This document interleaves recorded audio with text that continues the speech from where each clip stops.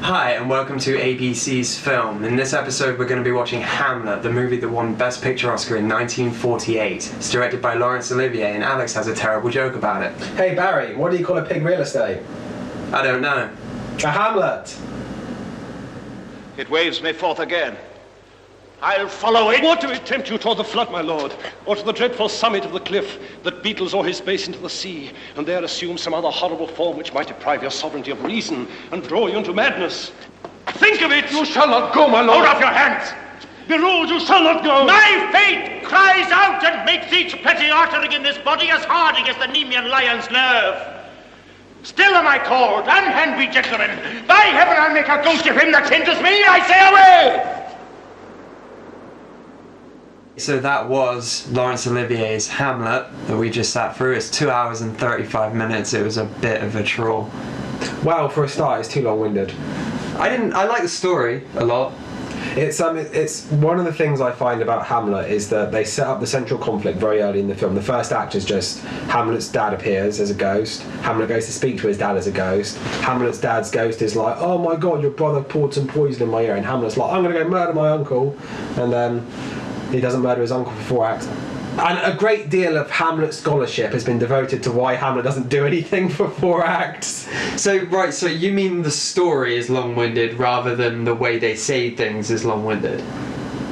That's the point of Shakespeare, though, isn't it? It's to kind of pass over everything. So that's not... It's hard to pay attention to in, like, the scope of a film. Yeah. But the story itself doesn't really seem to go anywhere. It's Hamlet just deciding how he's going to kill his uncle? Or... Well, it's not how. It's more like Hamlet's like... What's the most elaborate way I could possibly kill my uncle? You know, it's like, first of all, I have to put on a play. You are welcome, masters. Welcome all. I am glad to see thee well. Welcome, good friend. Oh, my old friend.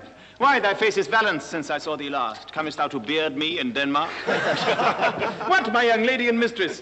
By Our Lady, your ladyship is nearer to heaven than when I saw you last. Pray God your voice, like a piece of uncurrent gold, be not cracked in its ring. Masters, you are all welcome. I have this issue with Shakespeare where it's like what I imagine somebody who speaks 2 languages gets. Like if a Polish person is watching an English film, they have to sit down and translate it in their head to figure out what's going on. And when I'm watching Shakespeare, I have to do that. I have to think, right, what is he saying? What point is he making?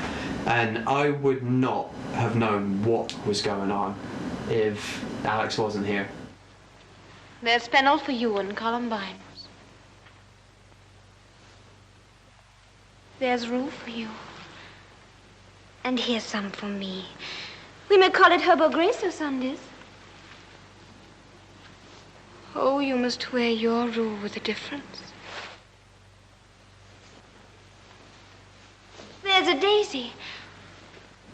I don't tend to have much of a problem with Shakespeare's language. I went to see Winter's Tale at Shakespeare's Globe, I think probably 2008 or 2007 or something like that. I didn't have a problem understanding it even though I hadn't read it beforehand. With this, even though I've studied Hamlet more than once, I still had a great deal of trouble following a lot of the scenes. It's not just me being an idiot. No, it's really difficult to pass. I think because Hamlet does actually have quite a lot of it does have quite a lot of meaning in there and a lot of things to muse over. Yeah. It's like, obviously you can get the general outline of the story, but to get the significance of the things that the characters are saying, I think it does help to have like the script to follow along with, kind of like an opera. Yeah. You know? I must commune with your grief, or you deny me right. And you must put me in your heart for friend. Where the offense is, let the great axe fall. It shall be so. But tell me why you have proceeded not against him. Oh, for 2 special reasons which may to you seem much unsinewed. Yet to me, they're strong. The Queen, his mother, lives almost by his looks. One thing I pointed out during watching the film is that the actor who played King Claudius, Basil Sidney, bears a striking resemblance to current Labour leader Jeremy Corbyn. He does.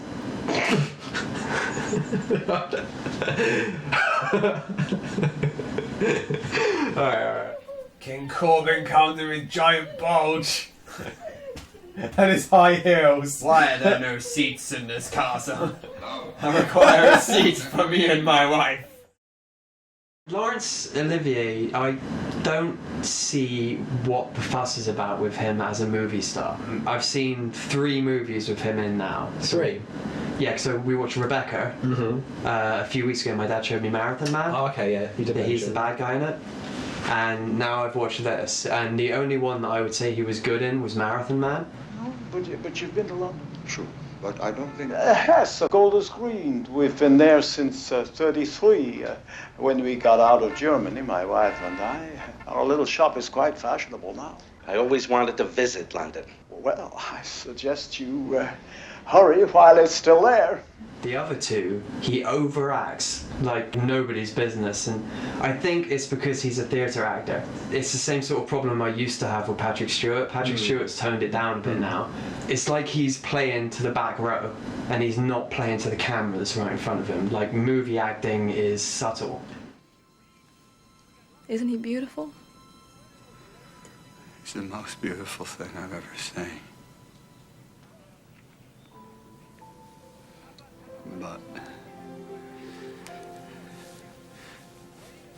is he smart? He's very smart. He's one of the smartest in his class.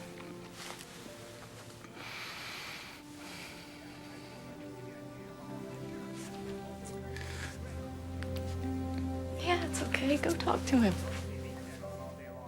One thing I think you find a lot with classically trained actors is that, you know, that's something you find with someone like Brian Blessed, for instance, and obviously you would find it with Patrick Stewart, like you said, especially with Laurence Olivier.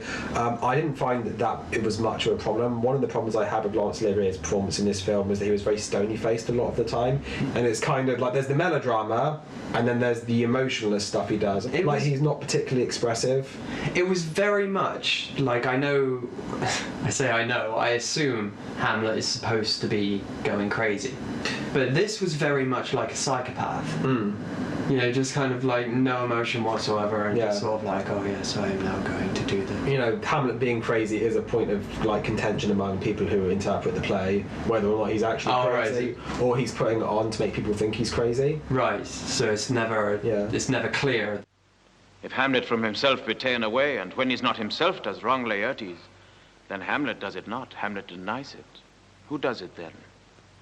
His madness. If it be so, Hamlet is of the faction that is wronged. His madness is poor Hamlet's enemy. So, on the subject of Laurence Olivier's overexpressiveness, there are several scenes in this film where he is given to some kind of strange interpretive dance. In the scene where he smashes Ophelia's face into the ground for no good reason whatsoever, he's like, oh, all the marriages in the world should be the same, but not this one, and he points at the curtain, he runs around a little bit and goes, yeah. And then he runs up the stairs and disappears. Completely overdone. Or if thou it needs, marry a fool, for wise men know well enough what monsters you make of them. Go to I no more of it! Fucking hell! You killed her face. It has made me mad. I say we will have no more marriages. Those that are married already, all but one shall live. I will tell you what I feel from interpretive dance. And as Alex pointed out when we were watching it, that one of the stupidest things about that entire scene was Hamlet smashes Ophelia's face down onto these stairs, dances around a bit, runs out, and then Polonius and King Corbin come down, and they're just kind of like, oh, he just smashed your face into the stairs? He must be crazy. Yeah, I wonder how he is. Something must be wrong with him, and they don't pay attention to her. As you please. It shall be so. Madness in great ones must not unwatched go.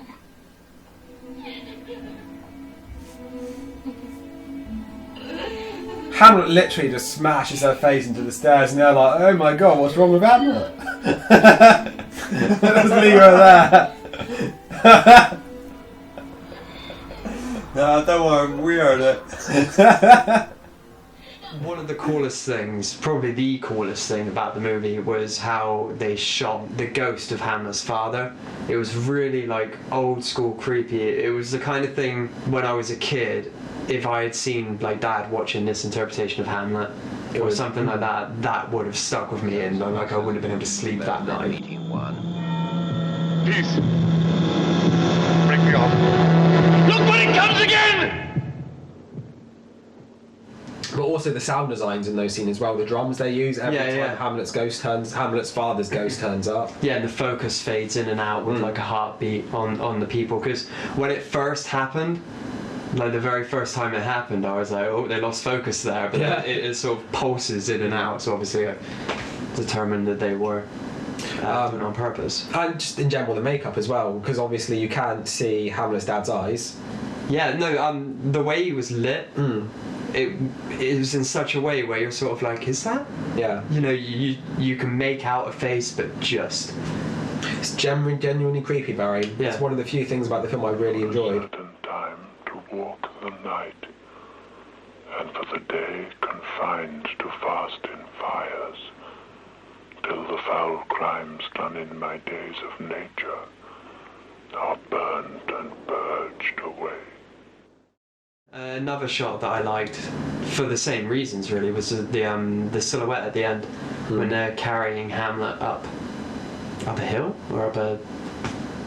It's up staircases, isn't it? So I guess to the top of the castle. It's kind of peculiar because they're going to the top of the castle and it's like, oh, graveyard's down there. Yeah. What are we doing up here? They're just gonna throw them off. It's always good for, really, isn't it?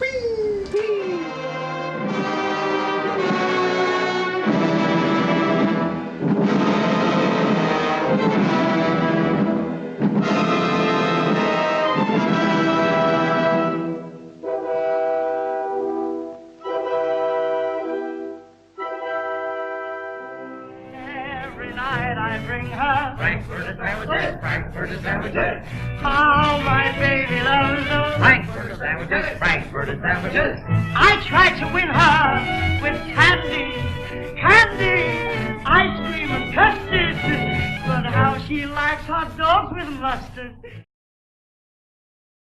And once at A level. How do you feel about Shakespeare, Barry? I have a hard time.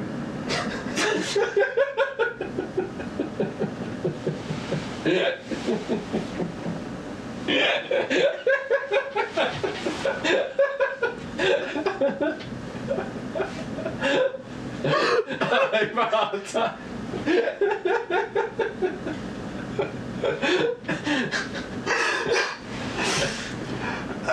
Fuck up.